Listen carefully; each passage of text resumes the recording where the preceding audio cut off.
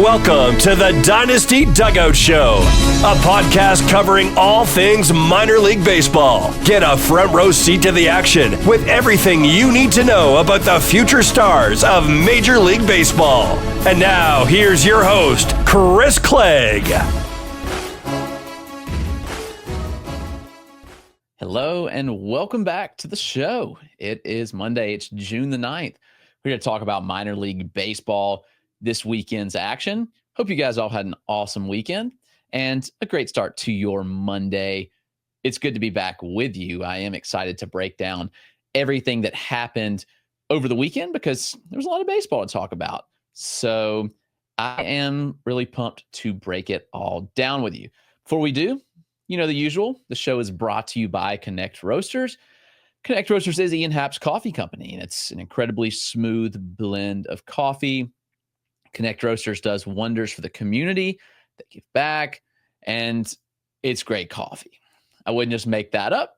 I believe in it. I drink it every single day and think it's delicious. So go to connectroasters.com, check out the Gold Glove Blend, and get buy one, get one 50% off a bag. So you get 2 bags for buy one, get one 50% off. It's a pretty good deal. Also, we're proud to partner with Chinook Seedery. Chinook has the best sunflower seeds in the game.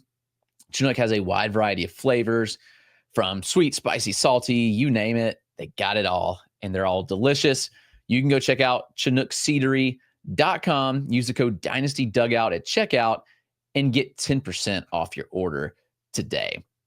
Let's dive right in. A lot of stuff to talk about from the weekend, but a lot of good action as well. So let's dive in and look at the standouts from this weekend, starting with Caminiti, who was awesome. He has been recovering from a forearm injury this spring. He's clearly fine, and here's why. Because he pitched at the complex returning, and then he returned to single A this weekend and was utterly dominant. And actually, velocity was up on all of his pitches. So that tells me he's all right. I know when people hear forearms, automatic concern. There was no structural damage. I'm not sure exactly the extent of the injury for Caminiti, but Caminiti came back and he absolutely shoved. It was 1 hit, 1 walk, 1 run across 5 innings of work. The strikeouts were there, 8 strikeouts. He had 13 whiffs, which was good for a 33% whiff rate, a 37% CSW for Caminiti. He was highly efficient, landed 70% of his pitches for strikes, which is pretty good. You like to see that. And again, when he's not missing bats, he kept the ball on the ground at a 56% clip. So good combo of bat missing and ground ball ability from the lefty. Remember, Caminiti is actually younger than some prep draftees that will be taken this summer. He was originally part of the 2025 class, reclassified to last year. Braves take him in the first round. And the rest is kind of history. He won't turn 19 until August this year. So the fact that Caminiti has the stuff that he does right now, and he's still 18, is pretty impressive. So like when I look at other lefties, like I'm going to talk about Dasan Hill today.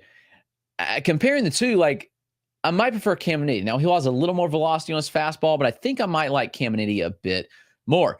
So last year, Caminiti, when I was at his pro debut last year, he set 93, 95, but more 3s than 5s. In the start of this weekend, Caminiti was sitting 95 to 96. He only had a couple 94s sprinkled in. It's really good stuff. I mean, it's average IVB from his 5'8" release height, but Caminiti does get good horizontal movement as well on the pitches. He's throwing 2 slider variations now. He's throwing a sweeper and more of a traditional slider, with the sweeper being around 83 miles an hour. It's getting 15 inches of sweep, and the more traditional slider in the upper 80s. At changeups in the upper 80s as well, 87, 88. And it's got good movement. Like you watch that pitch, if you're watching the highlights, it's like pretty good depth and arm side movement there for Caminiti. So he's a sharp arm. I think he's going to take a big step forward this year with the velocity jump. I look at Caminiti, I say, yeah, this kid's a top 100 guy for sure. I'm very excited about what Caminiti brings to the table. So that's Caminiti, left-handed pitcher, Atlanta Braves. Let's talk about Dasan Hill. I mentioned him. Let's just go ahead and talk about him. Dasan Hill was all the buzz. And I mean, I was probably guilty. Like I've hyped him up since February when he came into camp and was pumping, 95, 96 after he set low 90s in high school. It's an interesting fastball because he differentiates some. sometimes it's a 4-seam, 2-seam. They blend at times.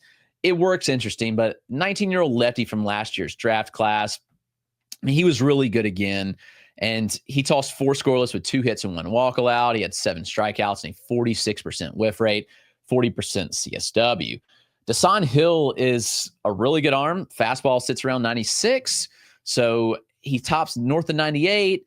There's times when he hits like 20 inches of vert, which is really awesome. The 2 seams down like 13 inches of vert, but they do converge at times. So like, I'm really curious of where it goes. So VAA is pretty similar.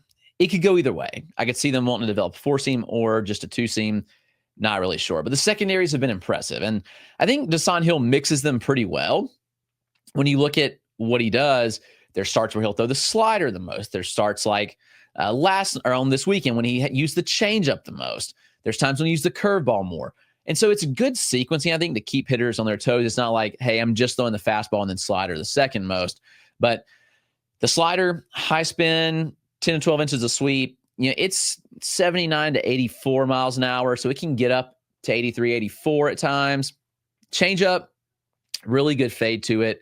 Late depth, 84 miles an hour on that pitch. So he's got good separation velocity-wise from the fastball. And you like to see that. Like that. That's an important characteristic for the changeup to play well is good separation. That's what he does. Like he sells it well with his arm speed. It kind of dies and fades. Great changeup. Curveball is a 2-plane breaker. So it's got like 11 inches of sweep, 11 inches of IVB. So it's a really good pitch, upper 70s.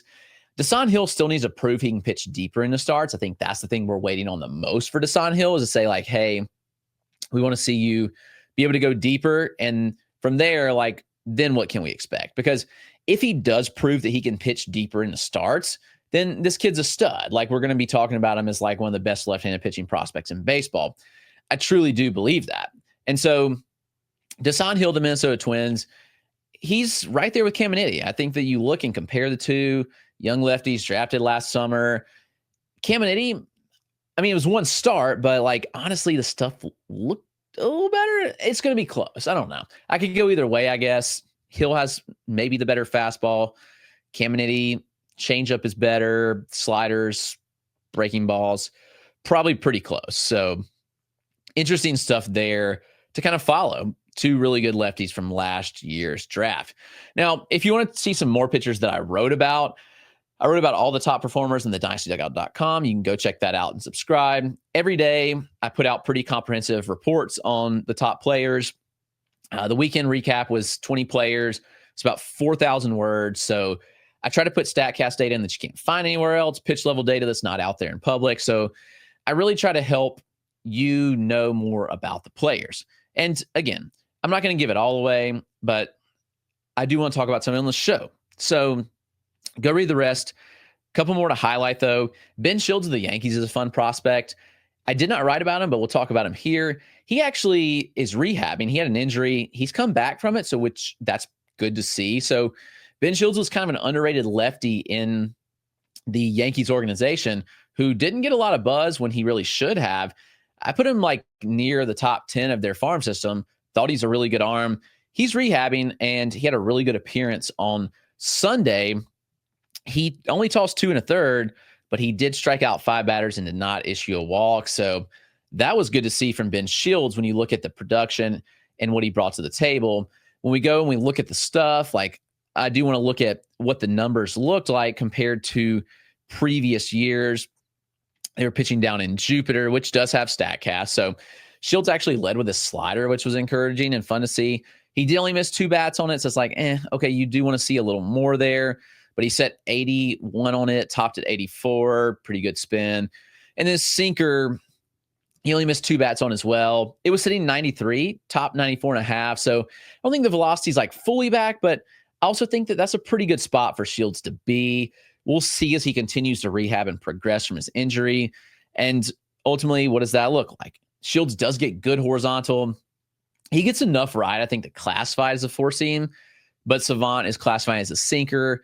I mean, you're looking at anywhere between like 14 to 17 inches of IVB, which I think can play like as a 4-seam fastball. And he gets like 10 to 15 inches of horizontal movement on that as well. Slider is good sweep the other way. So you're talking about pretty good separation. Like like 30 inches up to some points. He's getting like 16, 15 inches of sweep on that slider in the low 80s. Ben Shields is definitely a name to know. He just needs to be healthy, and we need to see him back on the mound and in deeper stints. So Ben Shields, know that name. He is with the New York Yankees. We've got Jaxon Wiggins, who I just think he is a top 100 prospect at this point. Like, Jaxon Wiggins is a stud. You watch him pitch, and it's just utter dominance, and like it's continued. And what Jaxon Wiggins does on the mound is awesome to see. So like, you watch Jaxon Wiggins, and sometimes you see inconsistent command. And then other times you see starts like this weekend on Sunday, he doesn't issue a walk in 5 innings. He doesn't allow a run. He allowed just 4 hits, and he struck out 8 batters and had 18 whiffs. We're running at 18% swinging strike rate right now, which is one of the better marks in the minors. Wiggins' fastball is like mid to upper 90s. He touches triple digits on it. It's a wipeout slider. It's a good changeup. And I really do believe that the command is improving with Jaxon Wiggins. His walk rate's now under 10% on the season. That's a huge encouragement there. I love to see the 101 whip. He's gone to Double-A and hasn't been phased a bit. Like, he continues to pitch really, really well. And from May 8th forward, I think this is substantial. May 8th forward, he's a 5.8% walk rate, 30% strikeout rate. Wiggins has the stuff.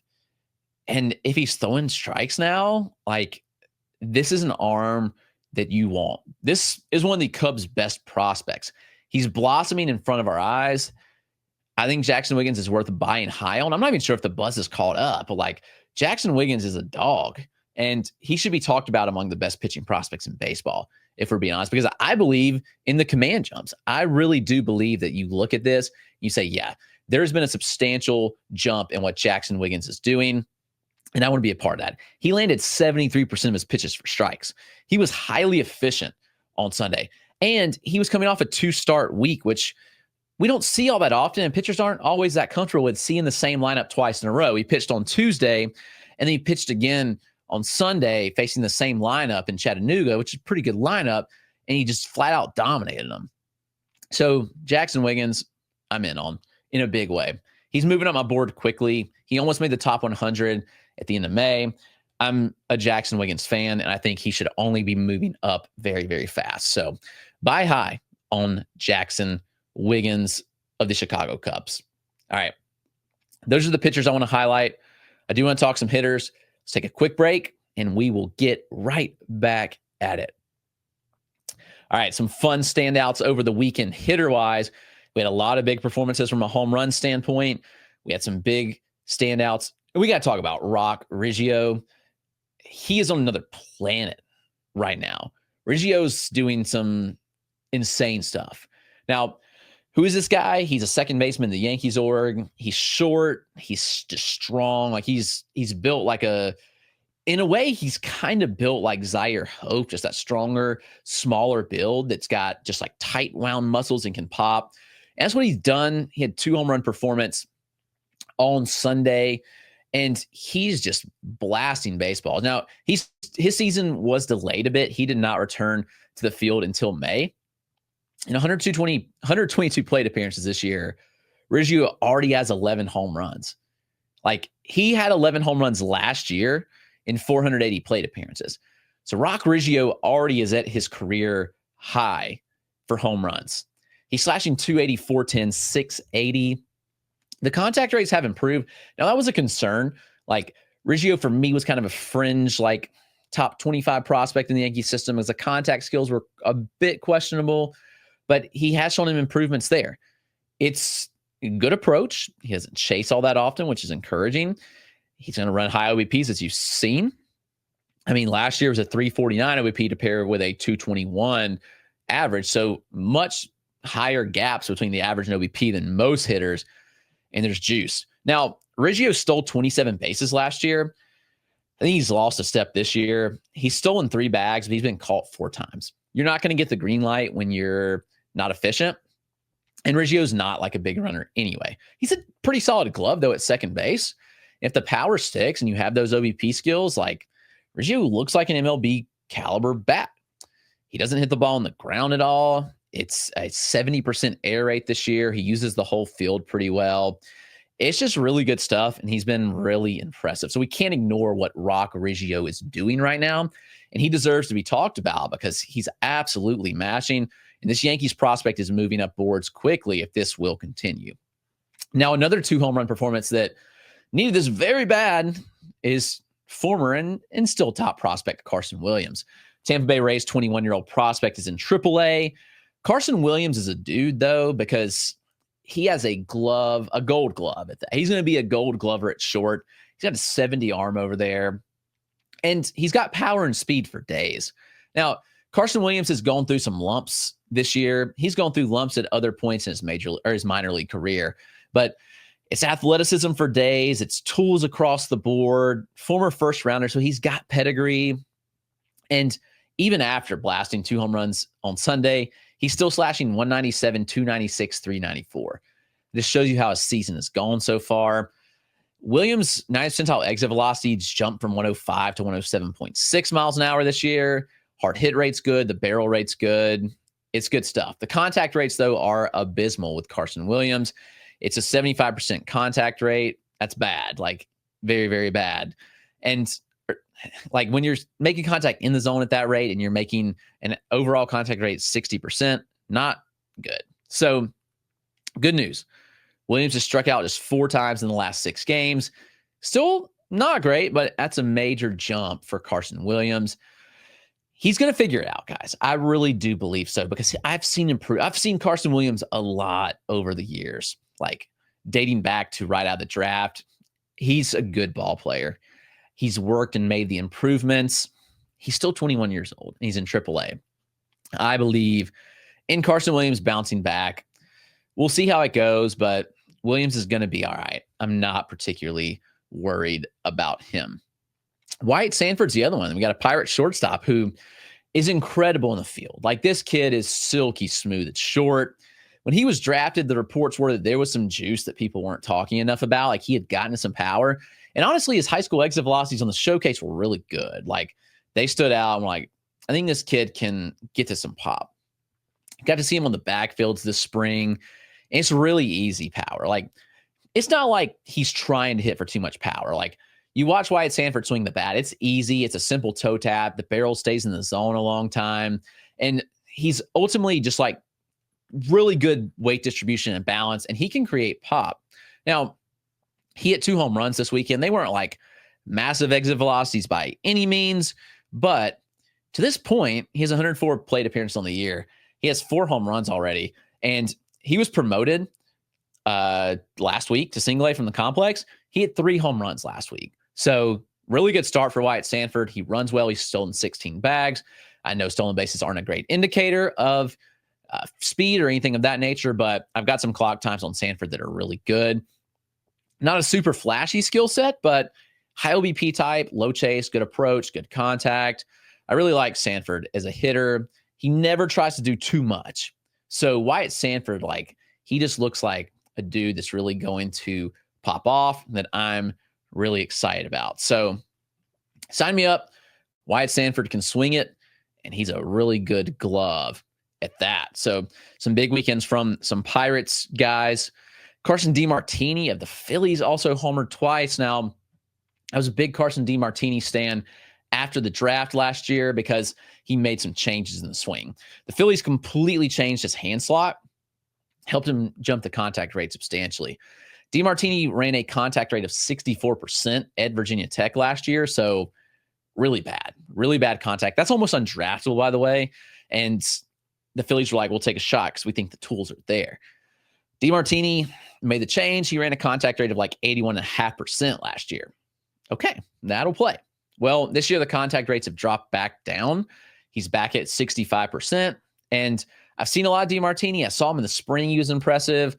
I saw him 2 weeks ago. Jersey Shore was down here, and it was good, but I still worry about the contact ability. DeMartini gets really uphill. So, like, if you're watching on video, like, he's getting here, he's getting to the back leg really bad, and he's creating a really uphill swing. And he top spins a lot of balls. So a lot of what I saw is like, yeah, I mean, he hit the ball in the outfield, but it was top spun, and he just like barely went in the outfield. I mean, yes, he can get to power. I've seen some high exit velocities from him.